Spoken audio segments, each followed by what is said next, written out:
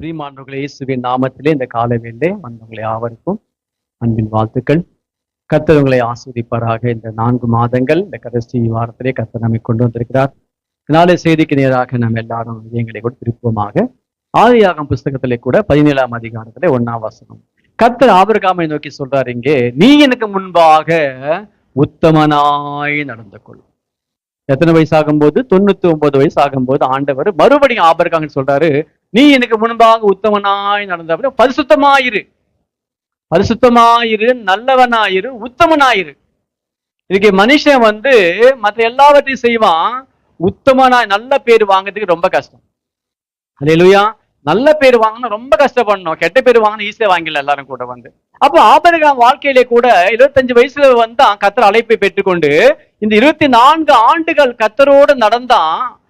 ஆண்டவர் பேசிக்கிட்டே இருந்தார் ஆபிரகாம் கூட. அது என்னன்னு தெரியல. 99 வயசு ஆகும் போது இப்போ ஆபிரகாமே உத்தமனாயிருப்பான் சொல்லும் போது அவன் சரி ஆண்டவரே சரி. ஏன் ஆண்டு அந்த வார்த்தை சொன்னாருன்னு கேவசனம் போட்டுக்கு படிங்க. அப்படியே உன்னை பெருக பண்ண போறேன், உன்னை ஆஸ்வதிக்க போறேன், உன் ஜாதி உன் சன்னதியை பெருக பண்ண போறேன். அதுக்கு நீங்க என்ன பண்ண முன்னாக உத்தமனாயிரு. எனக்கு முன்பாக நீ என்ன பண்ண? உத்தமனாயிரு. நீ வெளியே எல்லாம் வேஷம் போடலாம், குடும்பத்துல எல்லாம் வேஷம் போட முடியாது இல்லையா? உலகத்தையும் ஏமாத்தலாம். நான் ஜெபம் பண்றேன், நான் காலேஜ் ஜெபம் பண்றேன் எல்லாம் சொல்லலாம். ஆனா வீட்டுக்குள்ள போனா நீ எந்த பொய்யும் அங்க சொல்ல முடியாது. ஏன்னா டெய்லி பாக்குறாங்க. குடும்பத்தையே நீ ஏமாத்த முடியாது. அப்ப ஆண்டு ஏமாத்த போலாம்? ஆண்டு ஏமாத்தவே முடியாது. தாவீது சொல்றது, எங்கே போனாலும் அங்க இருக்கீங்க ஆண்டவர், நான் எங்க மறைஞ்சு போவேன் உண்மை விட்டு. அப்போ கர்த்தருக்கு முன்பாக யாருமே இன்னைக்கு மறைஞ்சு போக முடியாது. அவர்கிட்ட போய் நம்ம கரெக்டா நான் செய்யறதெல்லாம் கரெக்டா ஆண்டவர் அவர்கிட்ட நியாயம் கேட்கவும் முடியாது.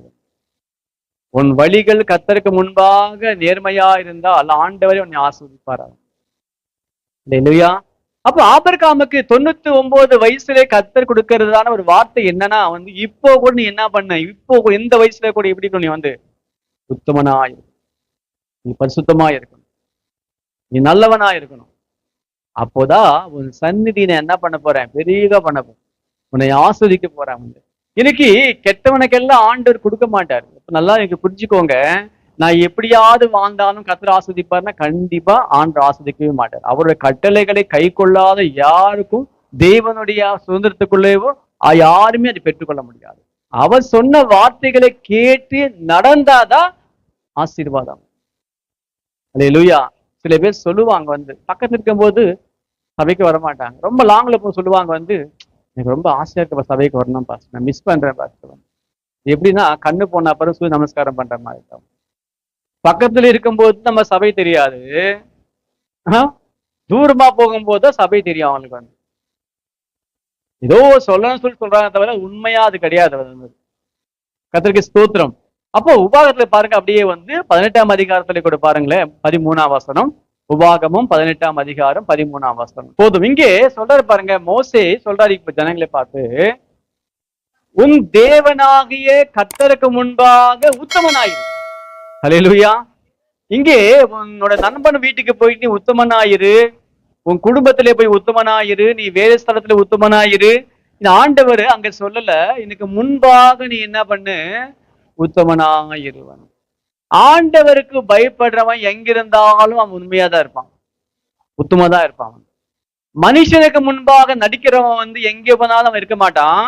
ஆனா கர்த்தருக்கு முன்பாக உத்தமனா இருக்கிற மனுஷன் தன் குடும்பத்திலும் உத்தமமா இருப்பான், அவன் வேறு ஸ்தலங்களிலும் உத்தமமா இருப்பான், அவன் சமுதாயத்திலும் உத்தமமா தான் இருப்பான். காரணம் என்ன? அவன் வழி தேவனுக்கு முன்பாக நல்லதா இருந்தா அவன் எல்லா இடத்துலயும் எப்படி நல்லதா இருப்பான். சொல்லுவாங்க இல்லையா, மரம் நல்லதா இருந்தா கனி எப்படிமா நல்லதா இருக்கும், அது எந்த மாற்றமும் கிடையாது.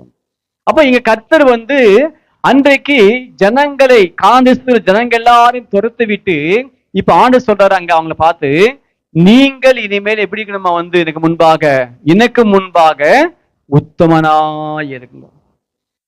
அல்லேலூயா. உத்தமனா என்ன அதுக்கு மீனிங் சொல்ல கரெக்டா யார் உத்தமனா சொல்லுவாங்க, அது பேர் உண்மையா இருக்கிறது, நல்லவனா இருக்கிறது, யாருக்கு எந்த கருத்துல பண்ணக்கூடாது, யாருக்கு அநியாயம் செய்யக்கூடாது, யாருக்கும் பொய் சொல்லக்கூடாது யாருமே தன் ஆத்துமாவை தேவனுக்கு முன்பாக ஒவ்வொரு நாளும் உத்தமனாய் வச்சிருப்பான். அவன் வந்து அல்லேலூயா. ஆண்டவர் ஆபிரகாம் சொன்னாரு, எனக்கு முன்பாக உத்தமனாயிரு. இங்க சொல்றாரு, எனக்கு முன்பாக எல்லாரும் என்ன பண்ணமா வந்து உத்தமனாய் நடந்து கொள்ளுங்கள். அது கீழ்வசனம் போட்டிருக்கு. என்ன போட்டிருக்கு? காந்தேசத்துக்குள்ள இருக்காங்க. இப்ப வந்து தேவன் ஆபிரகாமுக்கும் ஈசாக்குக்கும் யாக்கோபுக்கும் முற்பிதாக்களுக்கு வாக்களித்தார். என்ன வாக்களித்தாரு? கானான் தேசம். கானான், இந்த தேசத்திலே நீ கால் மிதிக்கும் தேசம், நீ கண் பார்க்கும் தேசம், உன் சந்நிதியார் வந்து இங்கே தாபரிப்பார்கள், இங்கே தங்குவாங்க என்று ஆபிரகாமுக்கு கர்த்தர் வாக்களித்தார். அநேக வருஷங்கள் ஆச்சு. இப்போ வந்து அநேக வருஷங்களுக்கு பிறகு மறுபடியுமாய் கர்த்தர் என்ன பண்ணாரு? அவங்களை கொண்டு போய் தம்முடைய ஜனங்களை, ஆபிரகாமுடைய சந்நிதியார் அவங்க எல்லாரும் கூட அந்த காந்தேசத்துக்குள்ள கர்த்தர் கொண்டு போறார். நம்ம ஆண்டவர் சொல்றதுதான் செய்வார். அல்லேலூயா. அவரை வாக்களித்தவர் உண்மை உள்ளவர், வாக்கு தத்தம் செய்தவர் உண்மை உள்ளவர், அவர் சொன்னதை செய்து முடிப்பார். அல்லேலூயா. தாத்தா இல்ல, ஆபிரகாம் இப்ப இல்ல, ஈசாக்கும் யாக்கோபும் இல்ல, எல்லாரும் இறந்து போயிட்டாங்க. ஆனாலும் தேவன் அவர்களோட உடன்படிக்கை செய்தாரா, அவர்கள் வாக்கு கொடுத்தாரா, வந்து உன் பிள்ளைகள் நிச்சயமா இங்க கொண்டு வருவேன்னு சொல்லி. கர்த்தர் அந்த நாளிலே அவங்க ஜனங்களை எல்லாரும் எங்க கொண்டு போற? இப்போ கானான் தேசத்துக்குள்ளே கொண்டு போறார். இப்ப கானான் தேசம் எப்படி இருக்குன்னா வந்து அங்க போன உடனே அது யாரு?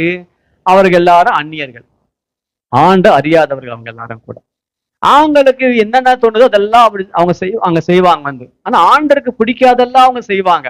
அப்ப ஆண்டர் சொல்றாரு, நீ இந்த தேசத்துல குடியிரு, தப்பில்ல, ஆனா இங்கே நீ இருக்கிற ஜனங்களுடைய பழக்க வழக்கங்களை என்ன பண்ணாதே வந்து கற்றுக்கொள்ளக்கூடாது. அவங்க செய்யற மாதிரி நீயும் செய்யக்கூடாது. நீங்கள் பிரித்திருக்கப்பட்ட ஜாதி, தேவனால் தெரிந்து கொள்ளப்பட்ட ஜாதி.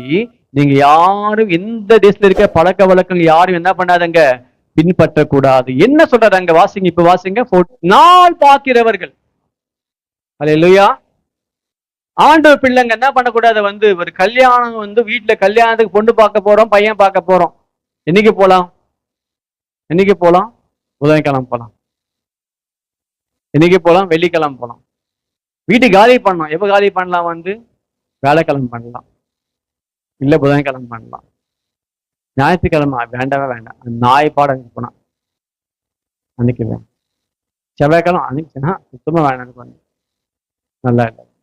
நாள் பார்க்கிறவர்கள் எது பார்த்தாலும் நாள் பார்த்துதான் என்ன பண்ணுவாங்க வந்து, காசு கொடுக்கறதுக்கு கூட டைம் பார்ப்பாங்க இல்லையா? நைட் ஆச்சு, காசெல்லாம் கொடுக்க கூடாது. ஏதாவது பொருள் கொடுத்தா நைட்டு கொடுக்க கூடாது. ஆனா நீங்க வாங்கிக்கலாம், போயிட்டு நம்ம வாங்கிக்கலாம், ஆனா நம்ம கொடுக்க கூடாது.